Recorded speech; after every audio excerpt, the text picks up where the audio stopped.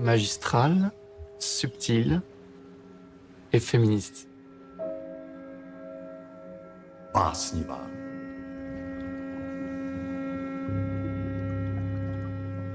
Nekonvenční, obrazotvorná, subverzní. Inflexible, forte. Énigme, Mystère.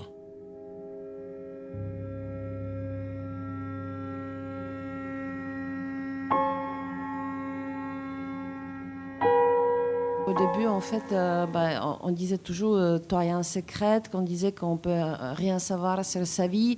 Et j'ai commencé à aller dans les archives et chercher. Et j'ai découvert qu'on peut trouver plein de choses. Et ensuite, après, j'ai découvert aussi qu'il y a des gens à Paris qui connaissaient Toyen et qui sont encore vivants. Et pareil, j'ai trouvé d'abord une personne, et après j'ai trouvé une deuxième, troisième, etc. Et après, on a tourné pas mal. On a fait le tour de France. Ça, c'était très sympathique. Et après, on a fait la version française et tchèque, et ça prend aussi beaucoup de temps. Voilà. La famille restante de Toyen, on n'a pas beaucoup entendu parler. Vous pouvez nous dire un peu plus qui sont les héritiers de Toyen? C'est une histoire Merci. très compliquée que je ne pouvais pas gérer dans le film parce que j'en sais beaucoup. Je ne sais pas jusqu'où je peux aller en fait là pour ne pas vous ennuyer.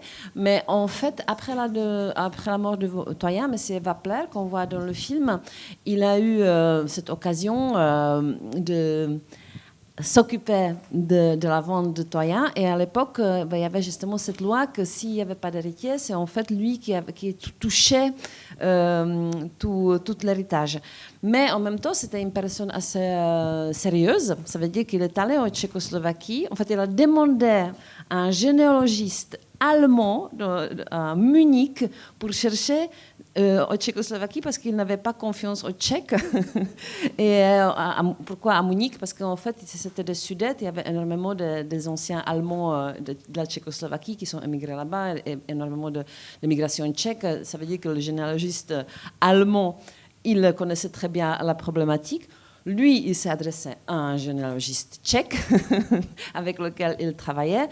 Et en fait, j'ai eu la possibilité de voir tous les archives de la correspondance de l'avocat qui s'occupait en fait dans ce bureau de généalogie de l'affaire. Et effectivement, il a trouvé vraiment des cousins de Toyen qui étaient en fait des cousins relatifs parce que c'était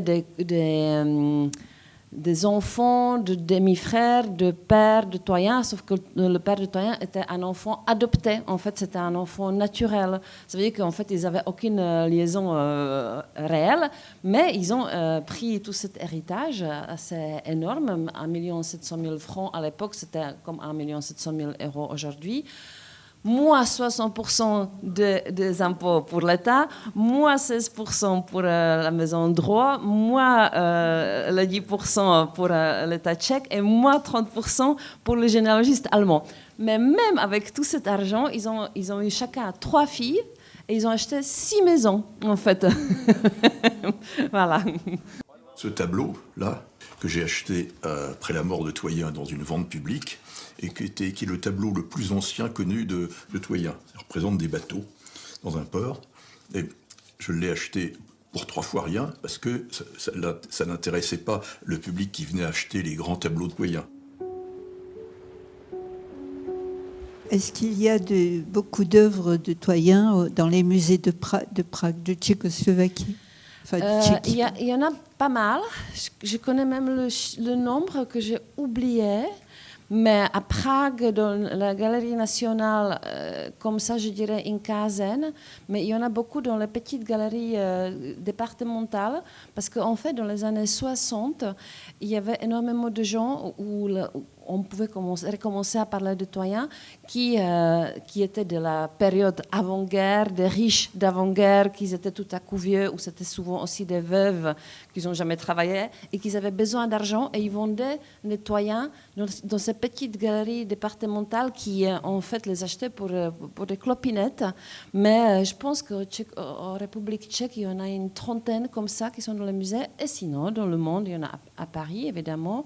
Il y a dans le musée d'art moderne, Centre Georges Pompidou, il y en a un tableau à Tel Aviv, un tableau à Stockholm, un tableau à Bochum, en Allemagne, un tableau à Édimbourg et un tableau à Qatar. Voilà. Mais c'est tout, c'est pas beaucoup. Il y a 7 tableaux comme ça, ou 10 tableaux dans le monde, dans les vraies institutions, ce qui démontre que vraiment elle n'est pas encore appréciée par le gratin de muséal. Comment vous avez trouvé toutes les œuvres pour vous documenter, donc où vous avez puisé tous ces savoirs? Il y a des monographies, en fait, parce qu'il y avait une grande exposition en 2000 qui était à Prague. Il y a une très belle monographie qui est apparue à l'époque. Et d'ailleurs, cette exposition est allée en 2003 à Saint-Étienne. Elle est traduite en français, si ça vous intéresse.